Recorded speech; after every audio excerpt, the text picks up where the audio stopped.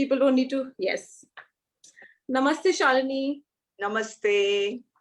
Welcome to our Friday learning experience, as we call them. Yeah. And, in the lockdown, we started these conversations with the communities that Rex Karamveer movement has built. So we have almost every day a conversation, and we call all the experiences at Rex Karamveer as Rexperience. And on Fridays, it's our community of school leaders, teachers, education leaders like you, who we bring on board to share their experiences, their life, and also to talk about our various initiatives at Rex that we have initiated for college students or high school students, for teachers, for school leaders. We'll talk about that later in the conversation. So welcome to Learning Experience. Namaste. Thank you so much. And I'm really excited and looking forward, and I'm happy to know the kind of work you all are doing. I mean, it's inspiring. Thank you. And we've been, seeing your journey as well. And we'd like to talk about that. And we call these conversations cool, candid, current, and crucial conversation. So cool, candid, because, we want to have absolutely animated conversation here, because teachers and people all around the world who are inspiring others to do work, there are hidden gems and hidden stories and anecdotes in their life, which we like to learn from. Yeah. So to begin with, Shalini, I'd like to ask you to take us through your life. Maybe take us through the life journey and memory lane into your childhood, into your own school times, growing up times, adolescent times, and again through adulthood. Just take us through those memory lanes and let's see how was your childhood like, your school times, etc. So very nostalgic, Itu. I'm from Dehradun and I did my schooling from there. And Dehradun, as you know, is a hub of all the schools. Even at that time it was. And it was a memorable journey, because school time was very different for us than what it is now. Schools did their job, homes did their job. So there was no what we call it today, the parental connect, that didn't exist. I don't remember my mom ever asking me, did you do your homework, or which teacher came, or what marks. All they said is, you do something good in life and that's it. So schooling was good, and I was a very average student till grade 10th. And then I met somebody, who was in Lady Shri Ram College, New Delhi. And that became my inspiration that I have to get into the college. And at that time, the passing marks for that college was above 95%. And I really worked hard. That's what now I believe in. If you really, really put your mind to something, you're going to achieve it, And I just, the whole 11th and 12th, I think all I did was study, because my dream was to get into Lady Shri Ram College. And finally I did get. And so, yeah, schooling was great fun. And of course, I miss my parents because they are no more. And my dad was my mentor, who was always like with me. Wanted to push me into things. And I think he wanted me to be like a boy, self-sufficient, self-dependent, because that time there was a big distinction, girls were supposed to do something and boys were supposed to do something. And I think when I look today, it's really weird. The society hasn't changed much.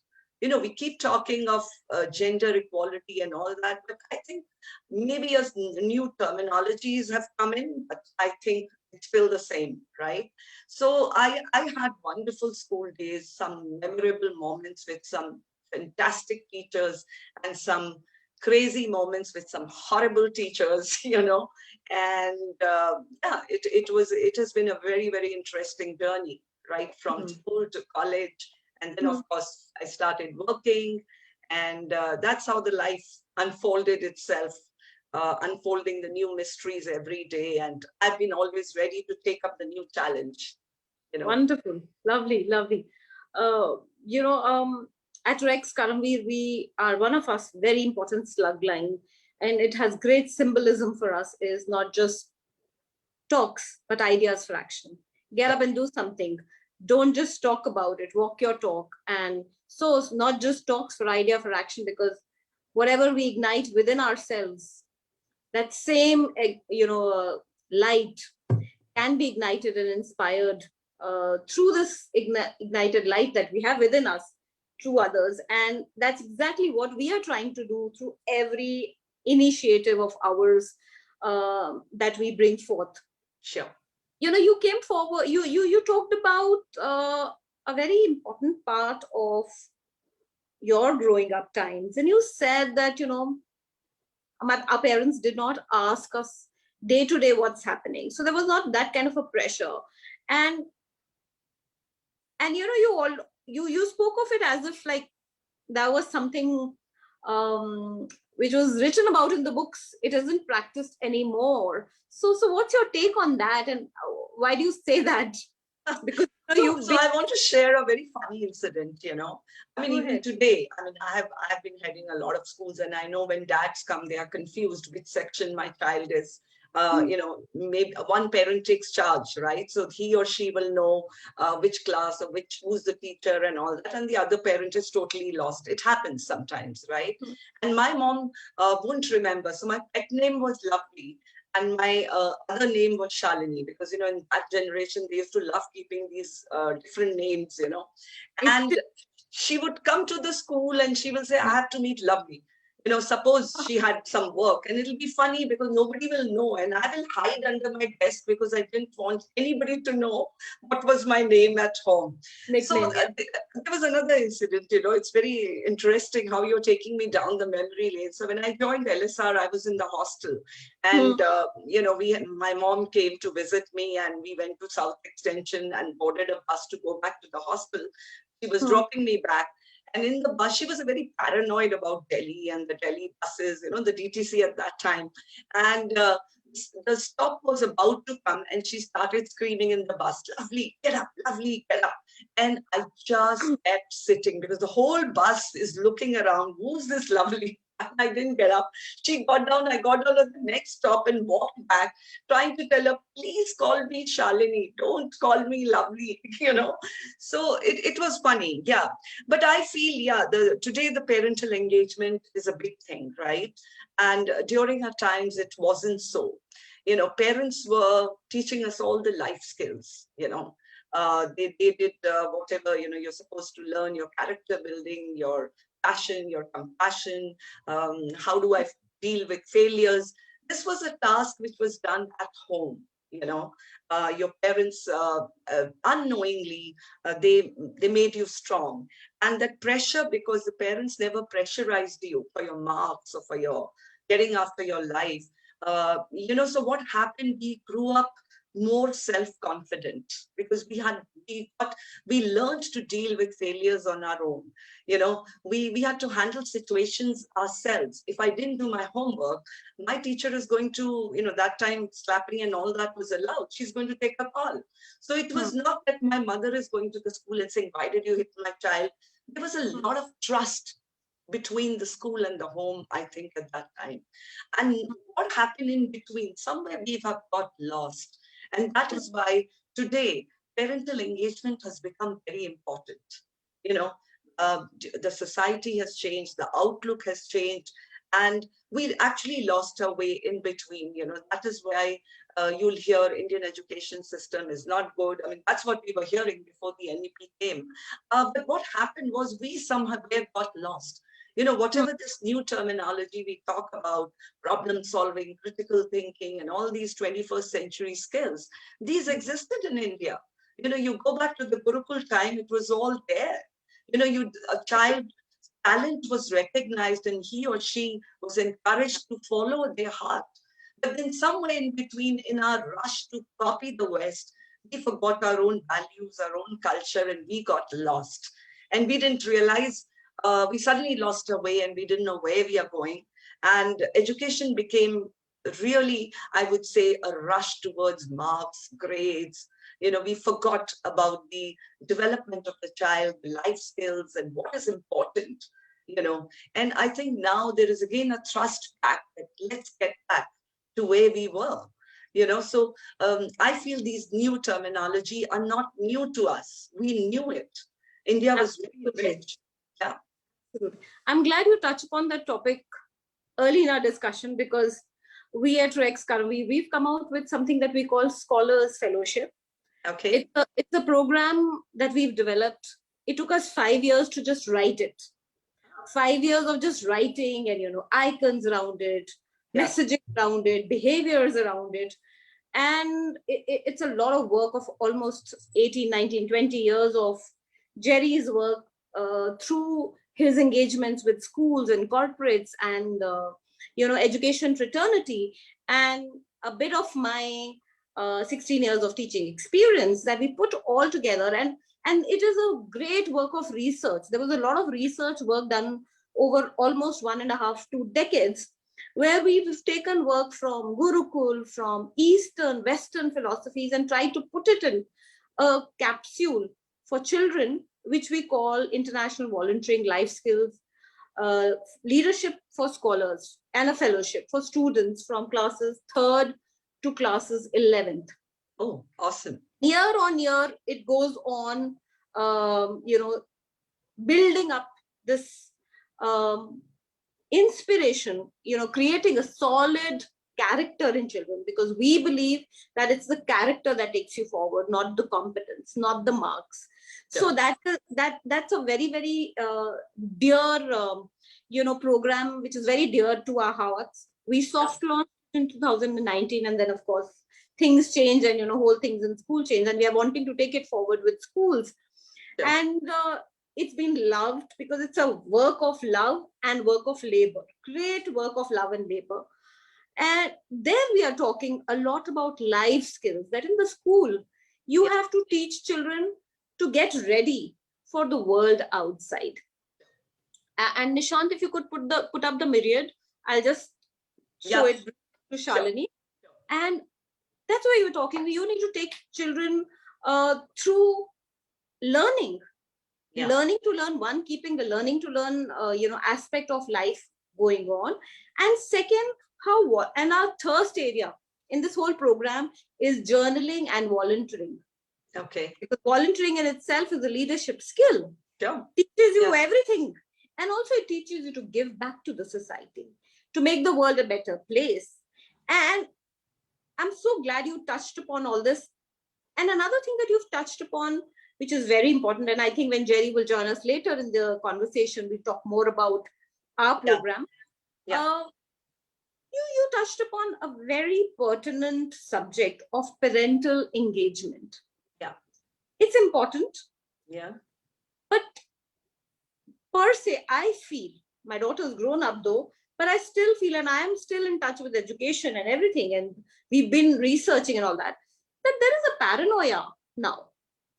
Why? You call it parental engagement, I call it paranoia, because there's such a lot of paranoia around marks, around peer group, around what to do, even around the fact that you have to drop your child to school and pick up the child. So there's this chaos and paranoia on the road also outside the school.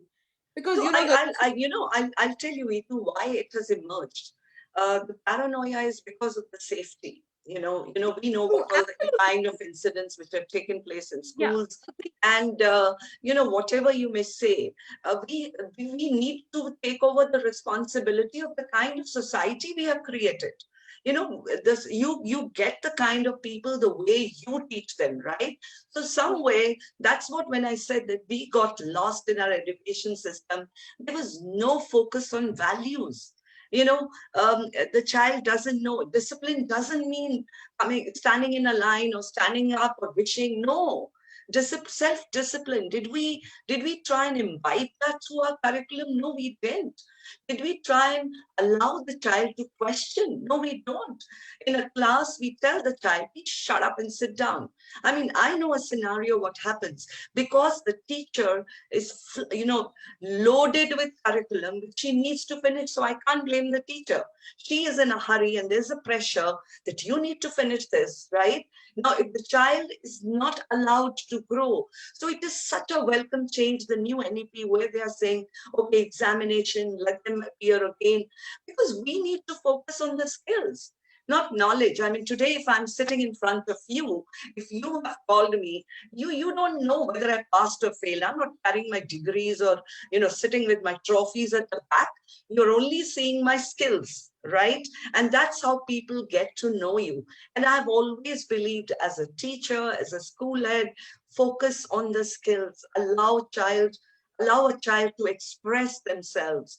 I'll tell you a very funny, All interesting. that sounding such a beautiful music to my ears. It's chime, because that's exactly what we stand for, and that's exactly. So here, this is a very, very nutshell continuum, a myriad we call. Okay. You see the arrow going in from inside to out. That everything is within us. So every little thing and every little icon of ours at Rex has a great amount of symbolism. So it's inside to out, that the learning is also from inside to out. And if you can see in the dark at the right end of the screen, left end of the screen, vulnerability. That's the trigger power. That's the trigger power that triggers, and that's a striker. That strikes the three mojo, Josh, and inspirator mindsets, and then unleashes the virtues and the principles and the powers within us. These are the 21 powers that we call. And if you see inside, there is a single loop, double loop, and triple loop learning. That means from dependence to interdependence to, being absolutely independent in your behaviors is what we are looking at. So this is a whole continuum we've tried to, this is a very short form. It's in detail that we talk about. And how this can be, Nishant, you can take it off. Thank you so much. How this can be, how this, change in your mindset. And accepting your vulnerability as your power can unleash heroic potential in every child, so that they tap into their uniqueness, they tap into their skills, and they tap into doing what they love doing, pursuing their passion, as in doing it not just for the word passion, but really living it devotionally. And imagine if the world is full of such children and people. The world is going to be, full of successful people. But the problem is we don't allow them to think. If you see a child's creativity graph, it goes in the childhood, it's like so high, and then it goes down. It keeps going down because we actually kill the creativity of a child in a school. I'll tell you a very funny incident which happened. So I had this student who was from US, and in US education, the emphasis is on skills, right? And I remember this was grade 9, and there was a question, the usual CBSE question, when I was teaching long time back, that described Gandhi's Dandi March. Okay. And you know what he wrote? He wrote, this was a march in which Gandhiji walked with a dandi. Now, you tell me whether he's wrong or whether he's right. How should I grade him? So you have to, and I actually called him and we had a long discussion. He said, well, he did walk with the dandi, yes. So, it can't be wrong. I said, of course, you're not wrong. He said, this is my short description. So what is important is how many teachers allow that? Why are we just so dependent on textbooks? Why do we just want to, and try and think who has written the books? You know it. I mean, you need to allow the child, because a book is just a tool, it's like a guiding thing that, okay, this is the chapter or this is what, but let the child explore. Like another thing which pains my heart is the holiday homework. Oh my God, summers are coming. And I still remember I quit teaching about 14 years back, and I can vouch for it, because I'm in touch with most of my students, that I would only give it because I had to, and I didn't want to, because I wanted to enjoy holidays, have a ball. What are holidays meant for? So there was this very funny, my son in grade 2 is asked to make a kaleidoscope. Now imagine, I'm going to sit and make a kaleidoscope. Can a grade 2 child make it? So, in India, how business mushrooms. So there are actually shops which help you to get your homework done. I bought it. Yeah. The teacher Oh, gave it's a 10. business. It's a Business. business. The teacher gave 10 out of Yes. 10. I was wondering whether she's testing his skill or my skill. So we need to really focus on what we are, we need to question ourselves. Firstly, why did I become a teacher? What is my, did I become a teacher to become a billionaire? Sorry, you cannot, right? When you say it is your passion, what is your passion? Does it end by looking at the watch at 2 o'clock? No, then you're in the wrong profession. Teaching is a 24/7 job because you're going to make a difference in a child's life. You can actually mar his life or you can make it. It depends on you. So I think what is very important as a school, as an organization, as a society, to respect the teacher, to encourage them, to empower them, to trust them. They're not going to falter. Allow them to make mistakes. We have a culture where we do not allow anybody to make mistakes. You need Failure. to, unless you make Failure mistakes, needs to be celebrated. Yeah. that means you're not trying. You're not trying. Then you're just becoming like a yes ma'am, yes sir, and following what is happening. So I think the culture needs to change. It's a total shift in mindset, which is required. I really, really feel. No, you're absolutely right, and everything that you're saying is so synergizing with our ethos and philosophy any which way, in all the initiatives that we do, in everything that we are endeavoring for, even the society.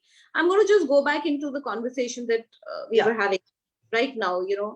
The teachers don't have to just come and look at it as a job, and most of the time we end up doing jobs.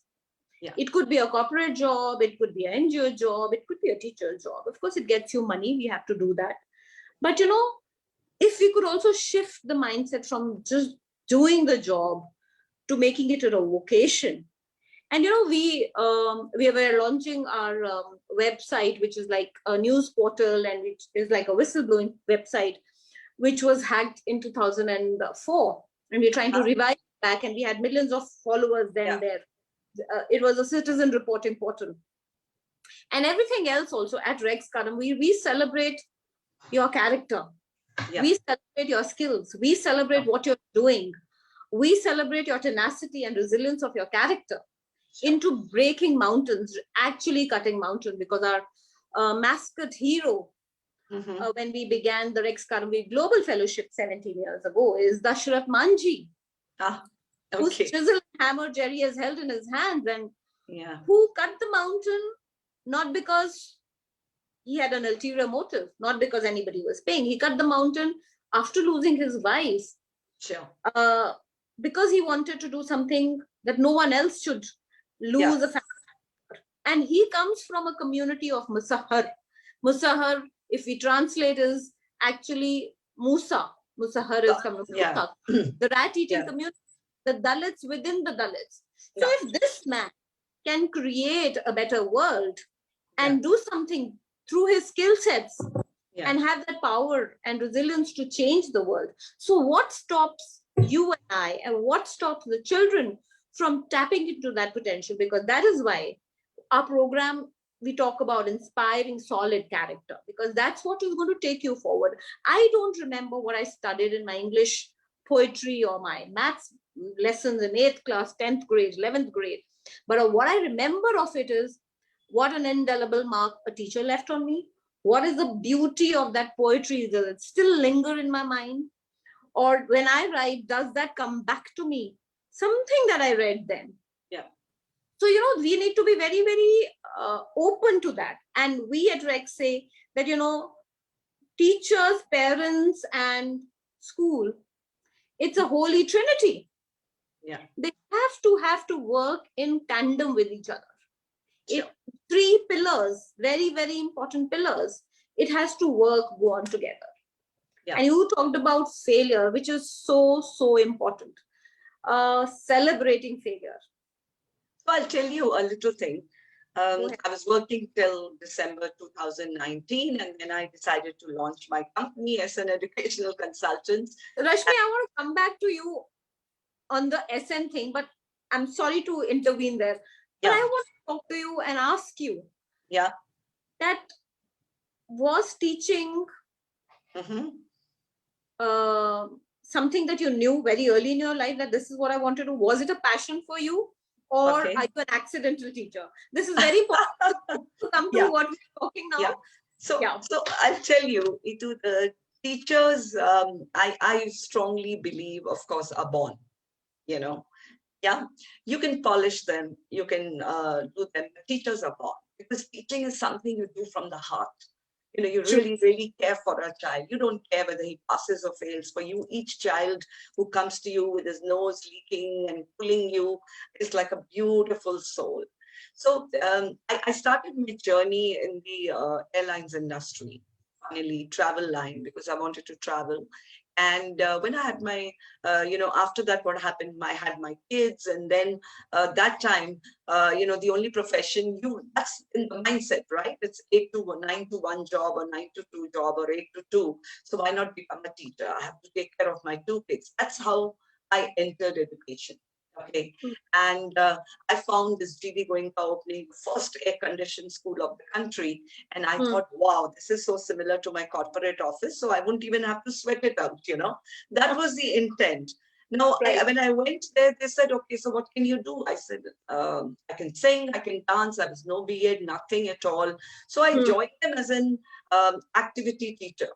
And that's, I used to, and you know how activity teachers are treated in the school, like they are pulled from one class to another, because you don't do checking, you have nothing to do. So come take my class. I have a lot of work to do. So you are like treated as a stopgap arrangement at that time, But I enjoyed that. And it is, I feel teaching for me was like a quicksand. The more I went into it, the more I started loving it. The more, every time I thought I'll join it for 2 years and then come back to the corporate. That was my intent, but the children, I just adored it. I loved the aha moment when they, because teaching is a very private profession. Only me and the child knows what is happening in the class. There's nobody else to see. So it was such a beautiful moment that I just got sucked into it. And then I realized this is what I wanted to do. I was a crazy teacher. In fact, I remember Times of India covered me as I remember that guy when he came to my home to interview me. I'm forgetting his name. He was a very famous editor. And I was in my shorts and I started talking to him about rap music. And he said, wow, you know it. I said, well, it is the teaching which keeps you stay young. And most importantly, too, when you're a teacher, that's what my heart means. You need to be continuously reading. Be aware of what is happening around, because you're supposed to make the children aware. It's not about teaching them English, math, science. That, even in today's world, they can do that. What is important in a class is the most important factor for teaching is the connect you form with the child. The children learn through that. So that was, so I just got sucked in, and then the journey started from one place to another, and like that it went on. And so you are an accidental teacher, but you found your purpose in calling there. Yeah, because see, I'll tell you the reason again. My education did not prepare me to know myself, to discover myself, to realize what I wanted to do in life. So, you passed Elisa, there was some travel line opening. I said, oh, let's go and join, because we didn't know. Even after college, we didn't know what are we supposed to do in life. There was no goal. Nobody taught us, goal setting. Nobody taught us how to create an action plan for your life. So it was accidental, but I think I found my purpose in life very early, and I'm very happy. And I think I'm blessed that God gave me the opportunity to touch so many children's lives and so many teachers' lives. But on the same note, there is a dichotomy, and I always talk about it as a life and a wellness coach, and we at Rex also talk about it. That keep exploring the uncertainty, the unfamiliar, the unknown, because only therein lies discovering your purpose. Because your purpose, you never know. You find and you discover your purpose, because the purpose is always discovered. Nobody knows what am I going to do. Am I going to love it or like it? And you keep doing that journey. And you talked about continuous development, the Kaizen concept. of sure. continuous development, no matter who you are, is if you're a teacher or a student or whoever, if you have that mindset to continuously, you have to continuously learn. Absolutely. I mean, in India, the concept is, oh my God, I'm 50 now, I can't do anything. No, people, my dream is, I saw that day a video of a lady, 83-year-old, doing that, what is it called, that some cliff jumping. I would love to do that. That's on my bucket list. So you have to, continuously think how you can improve your own life. What is it that makes me happy? Am I happy? And when you are happy, you pass on that energy to the child. So do not take up a profession where you're entering with, 3 lines on your forehead and you are like so angry. No, don't do it. Because teaching is not a corporate job that you can go and take out your anger. And that's why I keep writing all my posts. You will say, I'm literally begging, become a teacher only if you love the profession. Because you're going to harm so many, it's not only those 40 kids under your care, it's you're having an impact on their families. When they go back, they're going to pass on the same energy to their family. And that's how they'll grow up. So imagine their future. So you're impacting a whole generation. So don't become a teacher if you don't love kids, if you don't like to explore, if you don't like to read, if you feel, and if you want to be a billionaire, then please do not become a teacher, because you will not. Because teaching is just a noble profession where you just keep giving and be happy. Absolutely right. Thank you so much. You touched my raw nerve. No, it's our raw nerve as well. Okay. And I'm glad, you are one of the education leaders who is not part of our Rex Karamveer Global Education Change Champions Fellowship that we launched in 2019. But we're going to get you in the fold in the next, in the second season. We launched it in 2019, April, where we picked about 100 schools, because all our events are curated events. We curate and do due diligence. And the criterion again was the schools that are doing something other than what is given in the curriculum, something outside their school walls. And the schools that had been doing some great models came out, and I'm sure you know a lot of them, their colleagues or their friends, because that's how we reached out to them. And there are some beautiful models that emerged from Scindia School to government schools in Mumbai who have no invigilation examinations, no invigilator examinations, to Scindia School where they have self-help groups formed by the girls to bring awareness for menstrual health, or so many other schools that emerged from all parts of the country.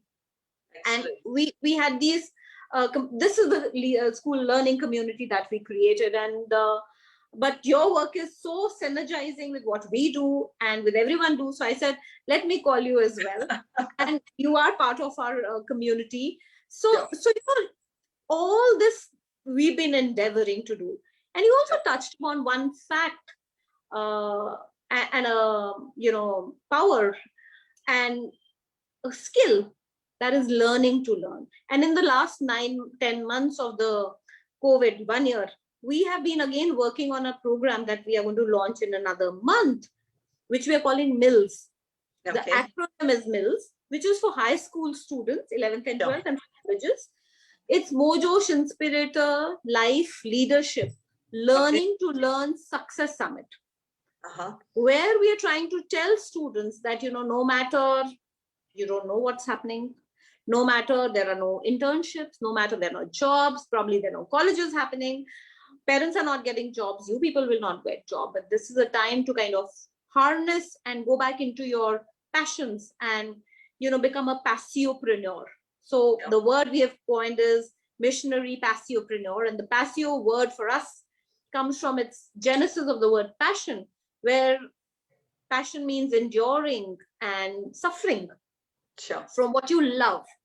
So bring that out, and we've tried to bring people from across the world as a mentor in residence. We'll talk about being a missionary passiopreneur to students. So we are forever talking about learning to learn, because that's how life needs to be lived. every single day there has to be some learning. And in your graph of learning, Shalini, I'd like to ask them, from teaching and heading organizations to doing your own entrepreneurial work, how did that happen? Tell us about SN education. So you know what happens, empty minds in a devil's workshop, right? So I left my job, and because and then I was sitting at home thinking, waiting. There were a lot of opportunities which came. Then I said, no. Then I got some beautiful projects in the Middle East. I thought, wow, I can do it. You know, people take 3 years to set up a company. I have already, got projects in hand, because people said, why don't you come and do this for us in the Middle East? Why don't you come and do this for us? And I didn't realize, because I've been part of GESS, so like may have touched a lot of souls there in my, when I was there as a speaker. So what happened, I decided to launch my company. So I went to my son-in-law designed my logo. He wanted it. My bindi is like my trademark. So he said it should be there. And I was thinking of a name, and everybody said, everybody knows you, I didn't want to change. So I started, SN stands for my name, Shalini Nambiar, and I started the consultancy. And I was on a roll, honestly, I was on a roll. I was very excited. Then came March, all tickets booked, flights booked, everything booked, and came March, and everything went out of the window. Now, you've always been with the chair for so many years. It was like you're on the other side of the chair, and suddenly everything is like off. Schools are not there anymore. Everything is stopped. Life came to a standstill. And I think I was one of the first persons. I thought I have to, because I've been always a very positive person. I have always believed you live your life for each day. You really don't know what will happen tomorrow. So don't plan so much. I have learned that from my parents, and I really strongly believe in it, that you should be happy so that you're able to sleep like a baby. That's the best life if you have lived your day. So I thought, what should I do? I can't be just sitting and crying, oh my God, my company started and like it's gone. So I started, I thought people in NCR know me, a lot of people in Middle East might know me, but maybe in some parts of India, people don't know me. So how do I reach out? And I think COVID somehow it gave a great opportunity. So I was the first one who started this online free sessions. And I remember my first session, I think 21st March, the lockdown started, or 28th March. And it was in the first week of April. And I did it on how to handle the stress management for teachers. And I started doing free webinars. I did around 50 of them. Then I said, oh boy, I need to pay my bills. I have to earn some money. And then I started the paid webinars.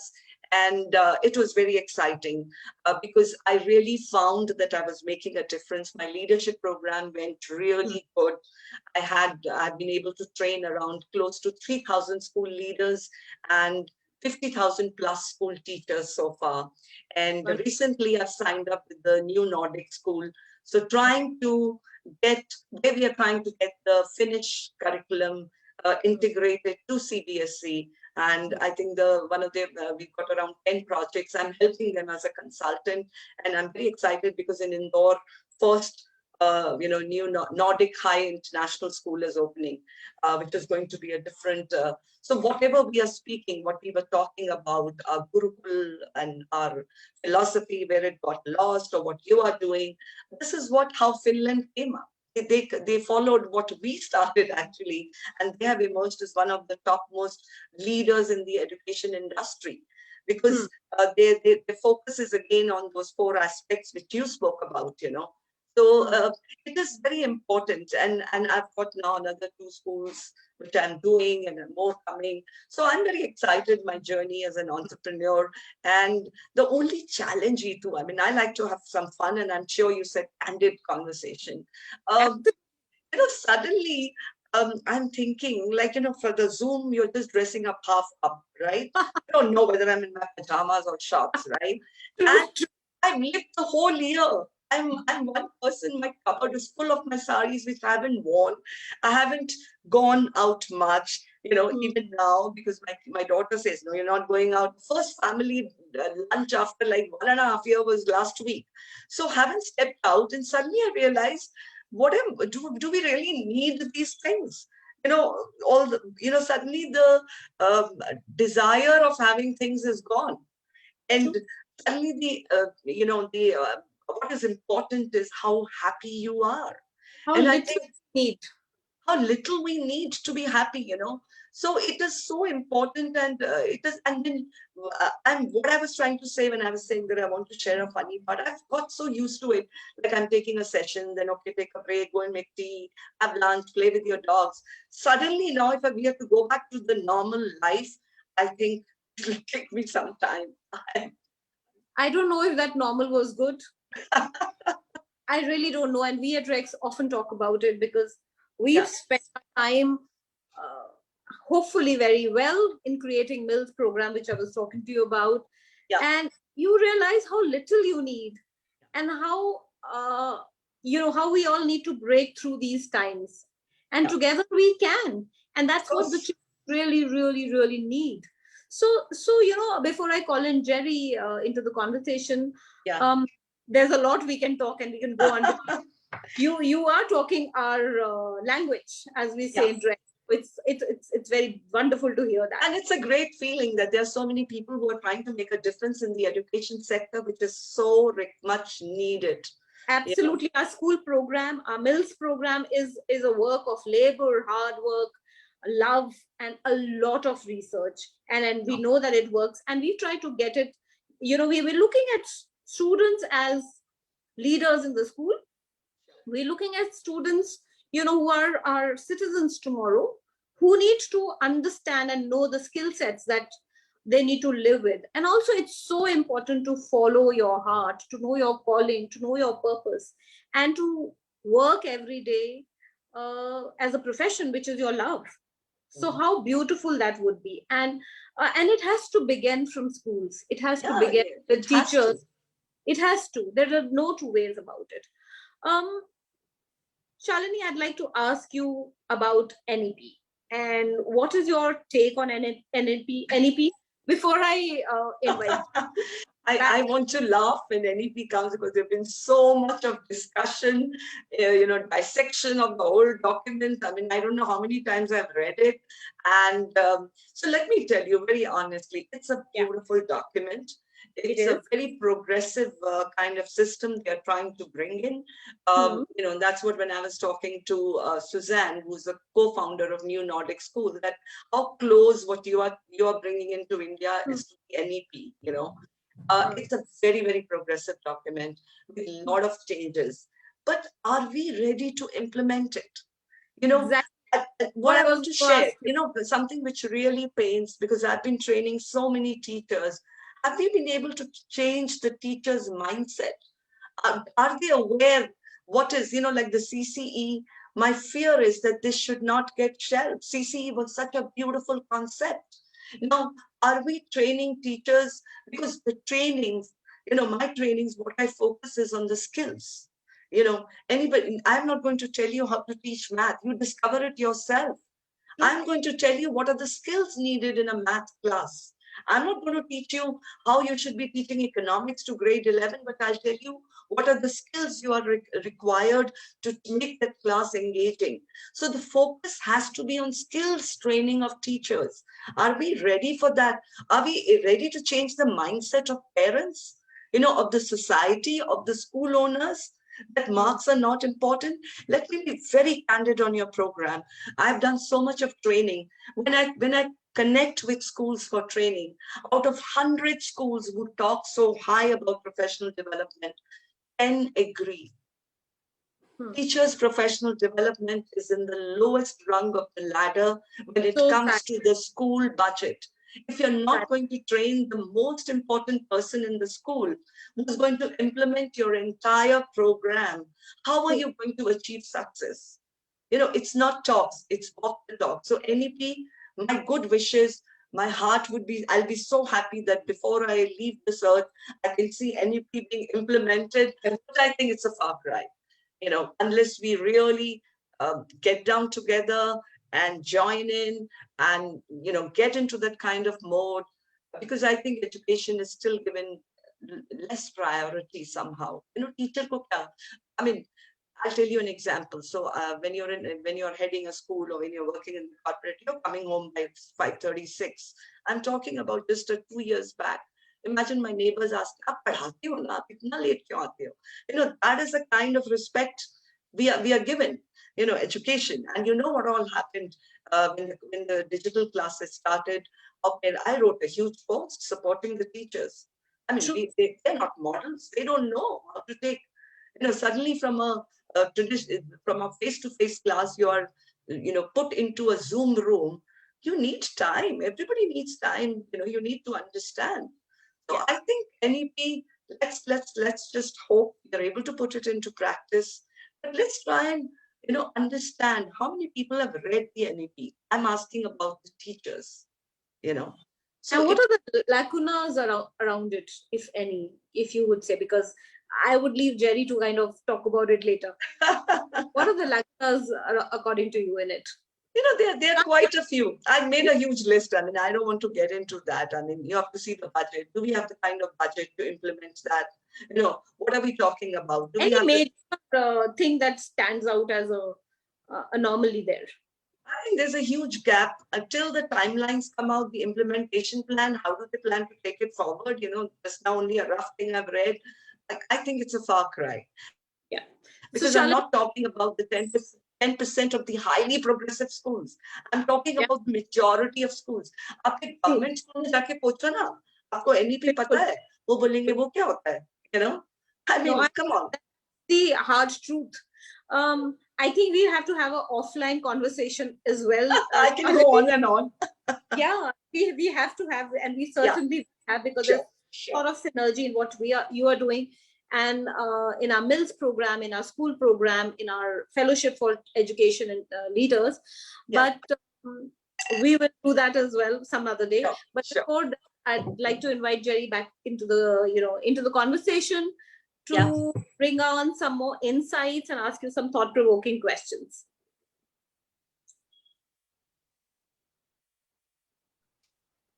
Namaste, Shalini ma'am. Namaste, how are you? And a very good evening to you. Hai? I'm happy that Namaste is back. Namaste is the trademark. We don't start anything other than Namaste. Yeah.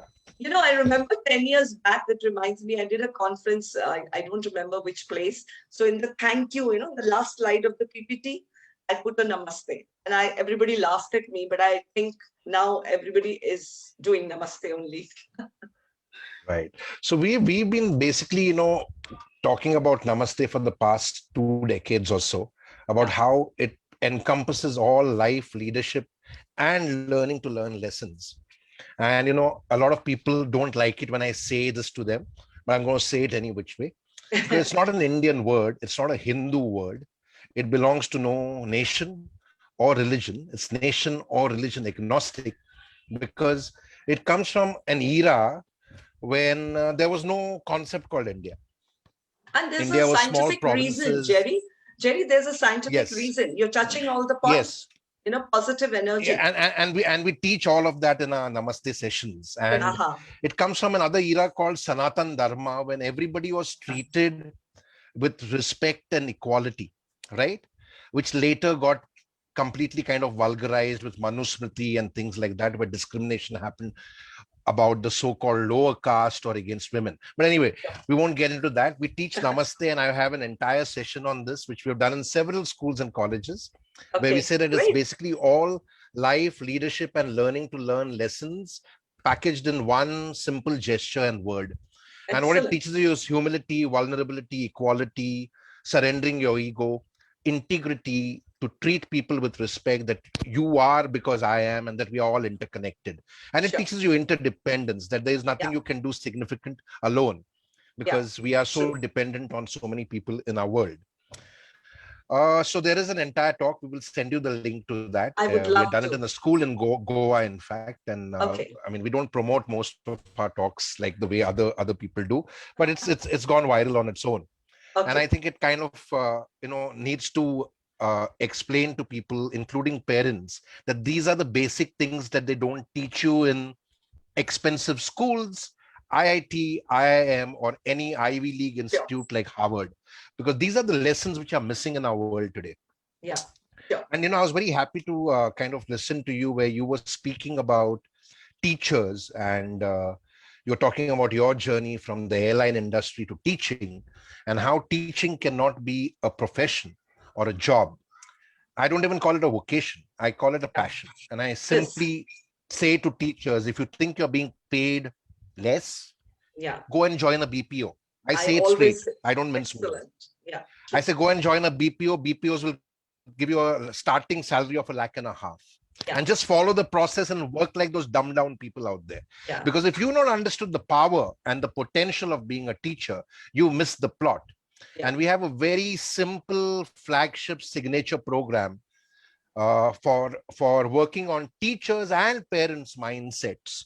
And the program is called Not Just Teachers or Not Just Parents or Not Just School Owners. We've done it for all sectors, all communities, school owners, directors, principals of government schools, teachers, educators, professors, lecturers, so that one word educators or parents or mentors can be replaced. The rest remains the same. So it's not just teachers. We are enlighteners, awakeners, and transformers because we have the power to see, touch, and change the future for the better or for the worse. Right? And if you've not understood that power and potential, you're far from being a teacher because you're just doing a job. You're putting children into a textbook. And therein lies the problem of the modern education system. We dumb down students with the textbook. Because no matter who has created that textbook, whether it's a S. Chand, who's my client, or a Macmillan, or an Oxford University Press, or a HBR, it's all limited knowledge and you're putting children and students into a box. Because they don't understand. Yes. It's a tool. Yes. It's just a tool. Like it's digital, just a tool. Yeah, you need to be, from within. Absolutely. Yeah. Absolutely. And, I start all my programs, be it students, children, or grown-ups, because I'm a corporate trainer and a coach by profession. And I started with one simple slide, which I think is what the humility and integrity of a great teacher is. And this one line is said by Socrates, and he said, I cannot teach anyone anything. I can only make you think. So yes, you have the textbook, but are you making children think? And that's where I show this clip from Dead Poets Society, where it says, throw your textbook out. Let's learn, right? Let's learn, because failing which, if you're not dissolving the box, you're not teaching them anything. You're putting them into a box. And therein lies my problem with the modern education system.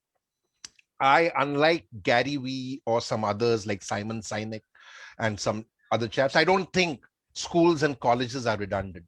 Schools and colleges are very important. They are temples of learning. They're churches, they're mosques, they are gurudwaras of learning.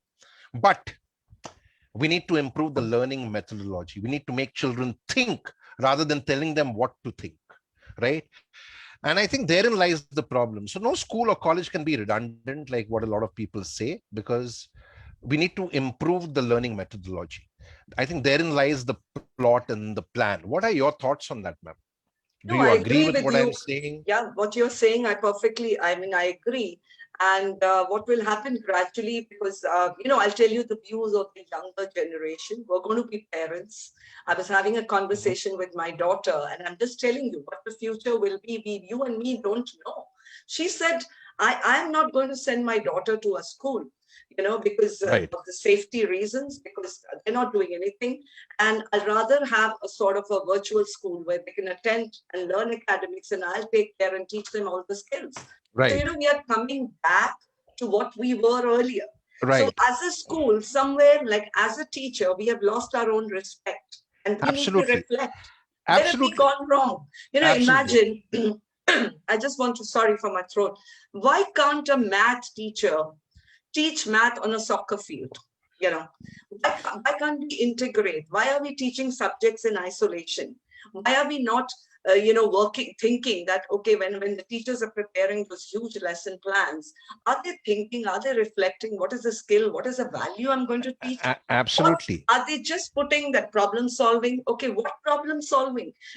Every lesson plan, I've done a lot of school audits. It has all these big terms, because they've learned it. So it is like, it's not their fault. That's how they've been used to it.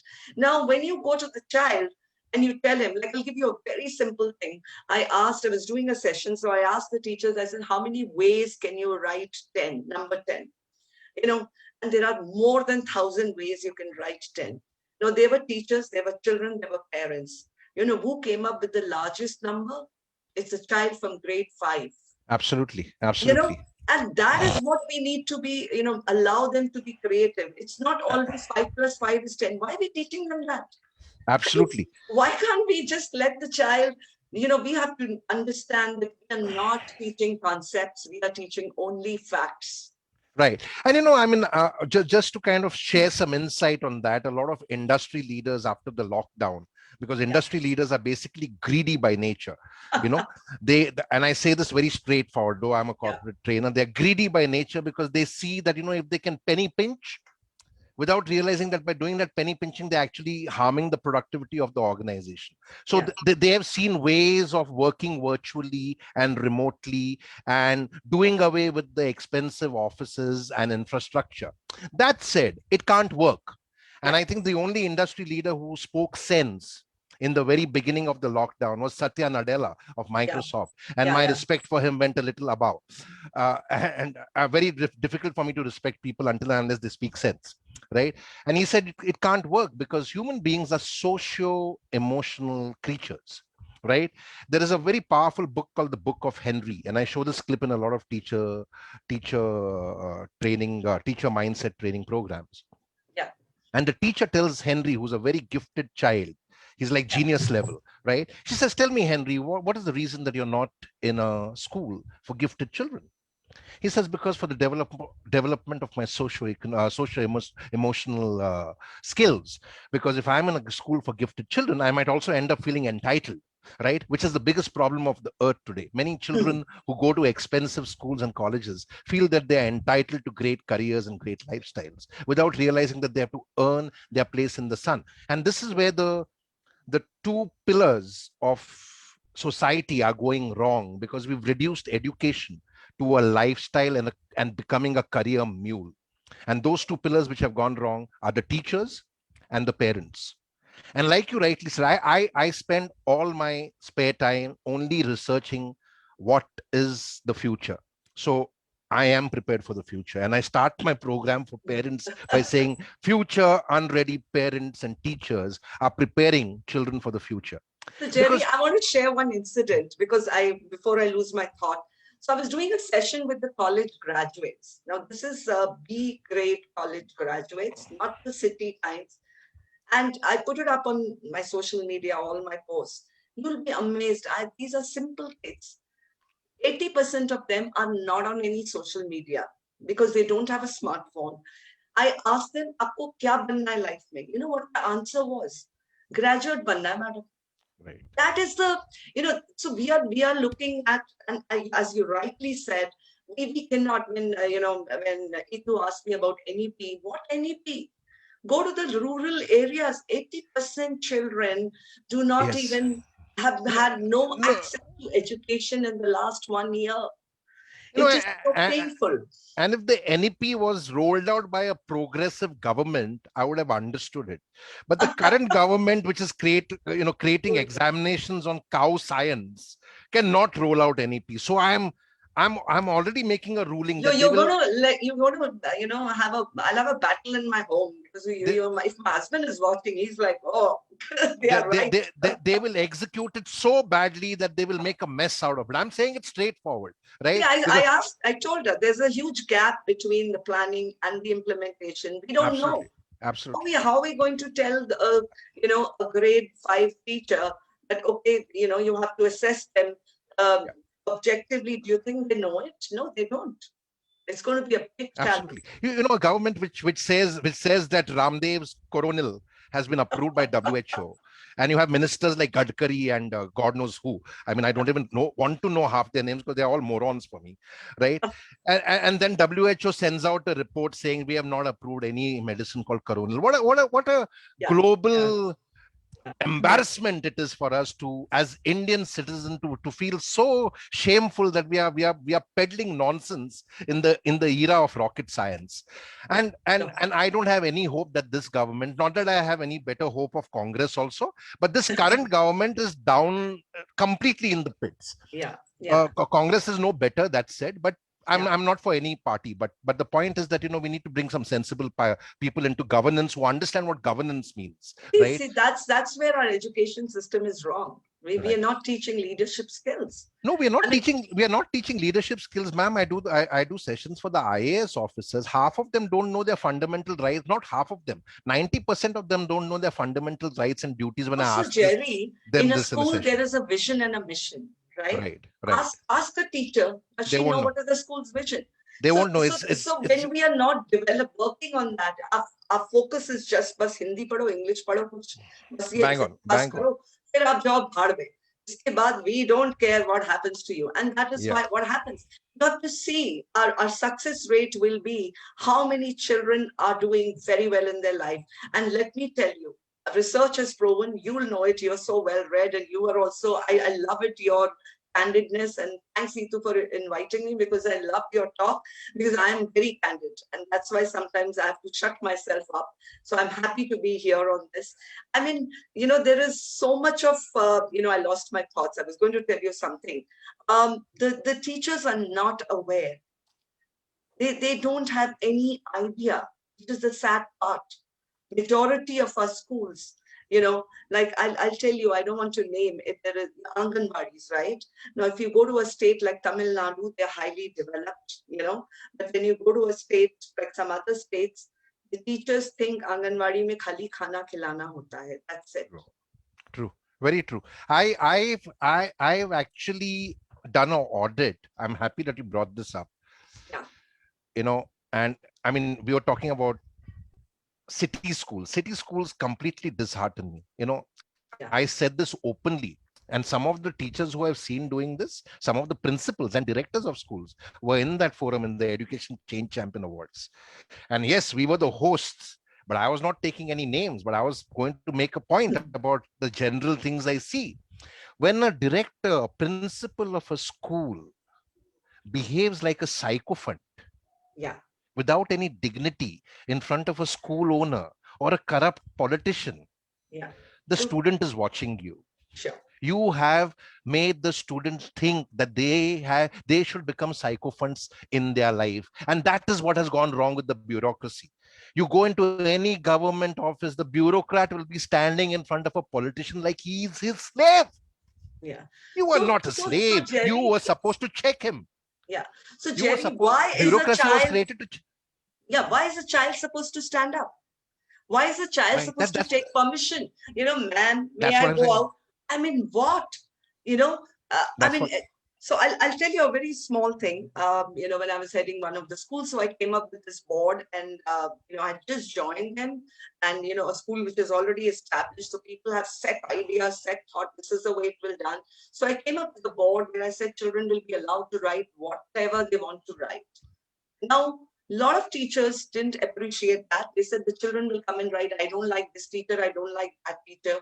But the point is we have to allow the child to express, right? Absolutely. So I said, don't worry, they'll write for 10 days, then they'll forget about it.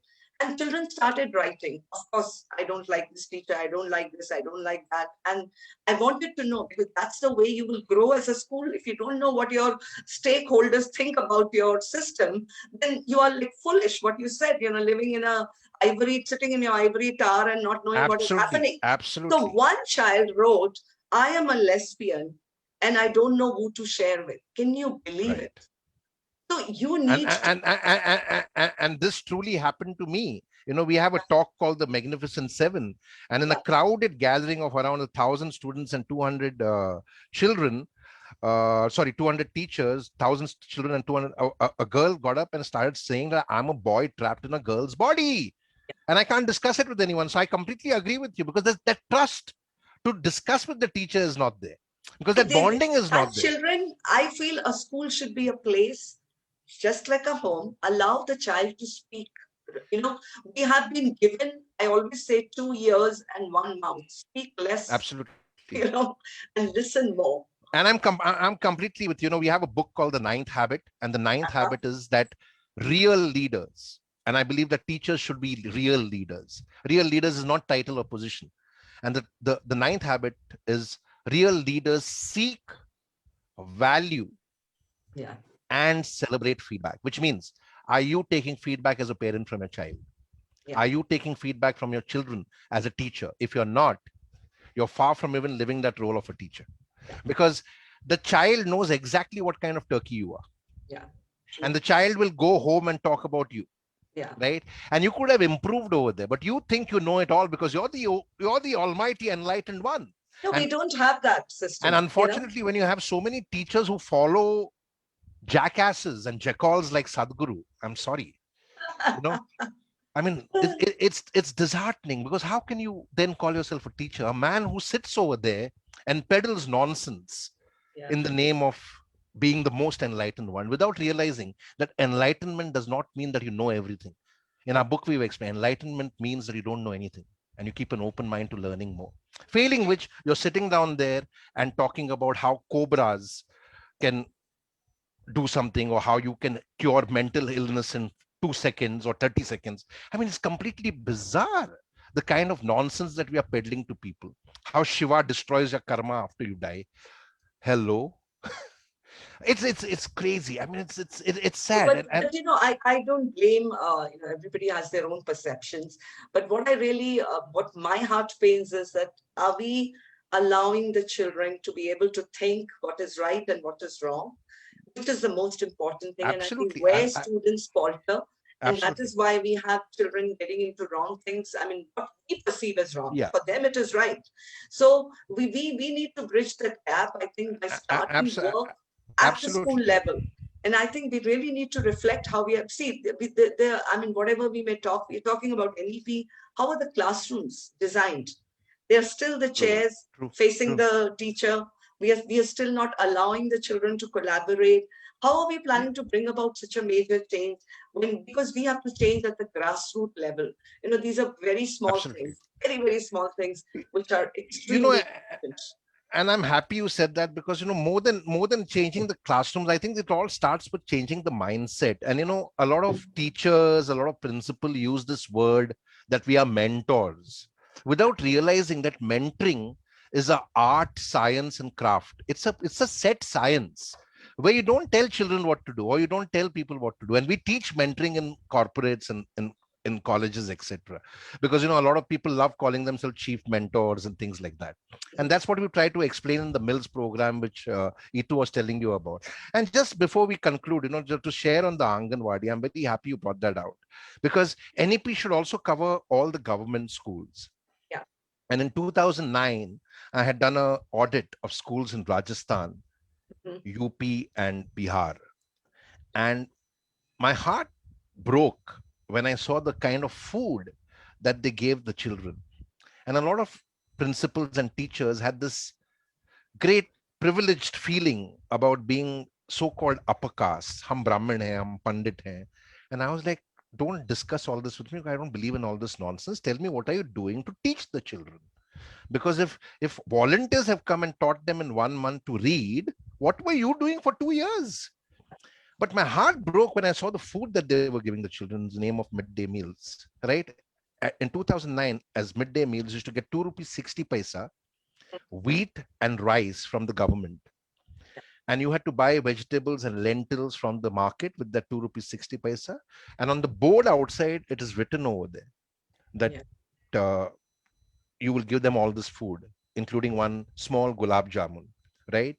And inside, this is like an unwritten code, an unspoken code across the schools. Inside, the children were being served rice cooked in turmeric powder and chili powder. And when I said this is not right, one of the principals in a school, I remember, said, come, I'll have some cup. Don't worry, ye to achut bachche. I said, I'm just holding myself back that I'm not slapping you. I feel like slapping you right now. I said, aise agar aap baat karoge na, to aap fit nahi ho. I said, "Aapka kaam nahi hai puja karne ko aur politicians." He was taking pride in saying, "I rally for politicians and I do part puja." I said, "You're doing nothing by doing part puja." I said, "Your work, you're being paid." This was after the 6 pay commission had been implemented and they were being paid handsomely after that. I said, "Your job is to teach the children. And if you're not doing that and you're thinking that they are achute children," I said, "where are you coming from?" I wrote this in a report and sent it to the Ministry of HR in 2009. No action was taken. 2013, children died in Bihar, if you remember the case of food poisoning. So this is what is happening. So how will NEP not how will NEP work until and unless you make these guidelines very robust and ensure that schools are properly audited and people are held accountable? Yeah. See, what is Any closing important? thoughts on that? See, if we want to change the education system in our country, I think very basic things is focus on the most important thing, that is the teacher's professional development. That should be the True, very priority true. given in a school, and get the right kind of trainers, whoever they think. What are the kind of trainings? But before the training, have a self-evaluation of the teacher where they are, because you can't be Very teaching them true. English while they need math. So that is the most Very true. important thing. Second thing is get the right people in education. You know, we should have as Absolutely, a absolutely. country some sort of this thing. अभी तो क्या घर बैठे हैं, चलो कुछ नहीं, चलो education company खोल देते हैं. यही हो रहा है, कोविड में यही हुआ है. I'm amazed. You know how many companies have come up. So आपने पढ़ाया है, आप कितने साल टीचर थे, आपने क्या करा है, कुछ तो बताइए ना. We have no laws. There should be some legal thing that okay, Right. you're wanting to enter, like Itu says, I've taught for 16 years. She knows exactly how a teacher feels. What is the pain True. she's going through? I can't teach a teacher problem solving when she doesn't even know the basic language. Very So I true. think very important is that. And I think if the government really wants to change, they have come up with the public-private partnership, but I think it should be mandated. I feel that Absolutely. every Absolutely. private school adopts at least 2 schools, you know, 2 of those schools nearby, share the resources, and there should be some sort of a check every month whether they're doing it or no. We will not Very even, true. we will not only build a, you know, a fantastic community, a great society with great values, because today's youth, you know, I have a son, you know, who's 30, or my daughter who's 32. They don't care whether you are a chut or you are this upper caste. They don't have no concept. It's our generation, you know, because we were brought up like that. But I think the youth is looking at India in a very different way, and we can make NEP a success. I mean, Very we true. can.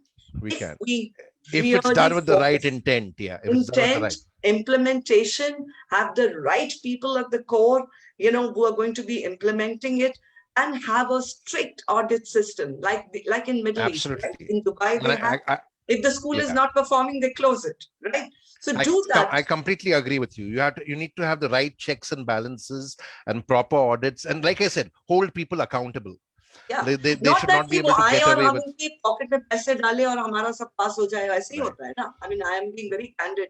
Yeah, and I completely agree with you. Education has been reduced to a kind of nasty business. I mean, almost every new, like you said, in the lockdown, or any new enterprise, be it White Hat Junior or Byju's, they are all teaching children how to become millionaires overnight and how to kind of beat the system with studying hacking. But that's not the way you learn, because learning has to be done by thought provocation. You cannot give people the most likely answers, the most likely questions. I think our main focus should be very, very simple in one line. Teach the children how to learn and continuously unlearn and relearn, you know. Yes. And I think that's very important. Yeah, and that has been recognized now as the most essential skill of the future. It's called learning to learn, because we go to school and college, we study, we don't learn. So first we need to learn and then continue learning. So thank you so much, Shalini ma'am. Great insight. Thank you for your candor and thank you for speaking with such integrity. It's very refreshing to have people like that on our forums. Thank you so much. We'll be in touch, and feel free to reach out if there's anything we can do together. Yeah. I think we're going to nominate her for our Education Change Champions Fellowship. Of course, of course. I think she was nominated last time also, but she was for the Rex Karamveer thing, but couldn't make it. But we're going to get you into our education system as well, and you know, the initiatives rather, and have some more discussions, because there's a lot of synergy, And all that you've been saying is music to our ears. Surely. Thank you so much. And namaste. And I really Namaste. enjoyed. Have a great and evening, all the ma'am. best. Have a great Thank evening. you. Bye-bye. Thank you. Bye. Thank you Thank so you. much. Bye-bye.